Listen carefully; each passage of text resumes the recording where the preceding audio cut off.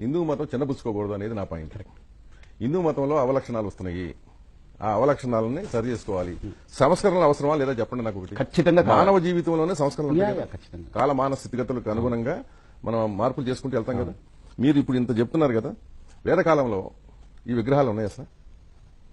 తిరుపతిలో వెంకటేశ్వర స్వామి గుడి ఉందా? లేదు కదా. ఈ కృతయుగం నుంచి చూస్తే దాని యొక్క ఇది లేదు. లేదు కదా, ఏది లేదు. భగవద్గీతలో కానీ ఎక్కడ ఏ శాస్త్రాల్లో కానీ ఎక్కడ వదిన అమ్మవారి మొహం చూస్తే పంచమ మహాపాతకాలన్నీ తొలగిపోతాయి. అమ్మవారి మొహం చూస్తేనా? అసలు అమ్మవారు ఎవరు? నిర్వికారం కదా. అంతే.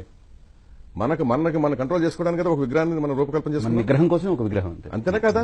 మన సాధనలో అభ్యున్నతి పొందడానికి నిగ్రహం. అసలు గుడికి ఎందుకు వెళ్తాం? మామూలుగా ఇంట్లో ఉంటే మన మనసు లగ్నం కాదేమోనని గుడి అయితే అక్కడ మిగతా ఆలోచనని దూరంగా పెట్టి వెళ్తామని ఒక ప్రదేశాన్ని మనం సృష్టించుకున్నది. అది నాకు తెలిసి మాట్లాడే ప్రవచనాలు ఒక వాక్యం చెప్తుంటా. కోవెలలో గంగానది రేవులలో రామకోటి రేఖలలో మాత్రమే లేడు, యవ్వాని మది శుద్ధి గలదో అచ్చరనే కలడు పరమాత్మ. ఇది చాలా గొప్ప స్టేట్మెంట్ ఇది.